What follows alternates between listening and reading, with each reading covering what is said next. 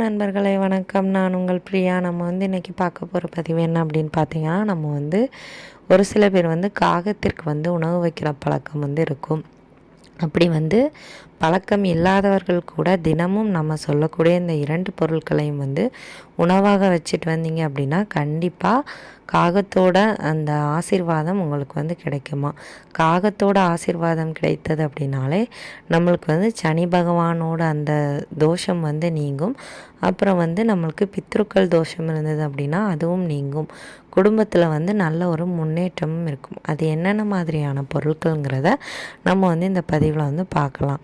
அதற்கு முன்னாடி உங்களுக்கு சனி பகவானால் ஏதாவது பிரச்சனை இருக்குது அப்படின்னா ஓம் சனீஸ்வரனே போற்றிங்கிறத நம்மளோட கமெண்ட் பாக்ஸில் கமெண்டாக போஸ்ட் பண்ணுங்கள். இது வரைக்கும் நம்மளோட சேனல் நீங்கள் சப்ஸ்கிரைப் பண்ணாமல் பார்த்துருந்தீங்க அப்படின்னா மறக்காமல் சப்ஸ்கிரைப் பண்ணி வச்சுக்கோங்க. இது போல் பயனுள்ள தகவல்களை நீங்கள் தொடர்ந்து பார்த்து தெரிந்து கொள்ள முடியும். இப்போ வாங்க நம்ம பதிவுக்குள்ளே போகலாம். நம்ம காகத்திற்கு உணவு ஒருத்தங்க தினமும் உணவு வச்சுட்டு வராங்க அப்படின்னா கண்டிப்பாக அந்த காகத்திற்கு உணவு வைக்கிற அந்த பலன்கள் நம்மளுக்கு ஐமடங்காக நம்மளுக்கு திரும்ப சேருமாம். நீங்கள் எந்த காலத்தில் காகத்திற்கு உணவு வைத்தாலும் சரி உங்களுக்கு தீர்க்க முடியாத பிரச்சனைகளில் நீங்கள் இருக்கும்போது அந்த காகத்திற்கு உணவு வைத்ததற்கான பலன்கள் ஒரு புண்ணிய பலனாக உங்களுக்கு திரும்ப உங்களை சேருமா. அதற்காக தான் நம்ம இந்த பதிவு போட்டிருக்கிறோம். ஸோ நிறைய பேர் காகத்திற்கு உணவு வைப்பாங்க. ஸோ காகத்திற்கு வைக்கக்கூடாத உணவு அப்படின்னு பார்த்திங்கன்னா நான்வெஜ் கண்டிப்பாக வைக்கக்கூடாது. எந்த உணவாக இருந்தாலும் சரி நான்வெஜ் வைக்கக்கூடாது. அதே மாதிரி மீந்து போன சாதம், பழைய சாதம் இந்த மாதிரி உள்ளதெல்லாம் நம்ம வைக்கக்கூடாது. இதை பற்றின ஒரு பதிவு நான் தனியாக உங்களுக்கு போடுறேன். இப்போ நம்ம என்னென்ன உணவுகள் வைக்கலாம் அப்படிங்கிறத பற்றி நம்ம இந்த பதிவில் பார்க்கலாம். நீங்கள் ஒரு நாள் காகத்திற்கு உங்கள் வீட்டில் ஒரு அரிசியோ இல்லை ஒரு பிடி சாப்பாடோ நீங்கள் வச்சு பாருங்கள். கண்டிப்பாக மறுநாள் அந்த காகம் தொடர்ந்து உங்கள் வீட்டுக்கு வர ஆரம்பிக்கும். காகம் தனியாக எதையுமே உண்ணாது.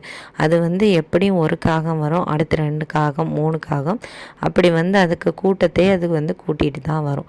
ஸோ நீங்கள் தொடர்ந்து காகத்திற்கு உணவு வைக்கும்போது இல்லை ஒரு நாள் 2 நாள் வச்சு பாருங்கள். கண்டிப்பாக நீங்கள் ஏதாவது மனசு கஷ்டத்தில் இருக்கிறீங்க, குடும்பத்தில் ஒற்றுமையே இல்லாமல் இருக்கிறீங்க அப்படின்னா அந்த பிரச்சனைகள்லாம் உங்களுக்கு நீங்கும்.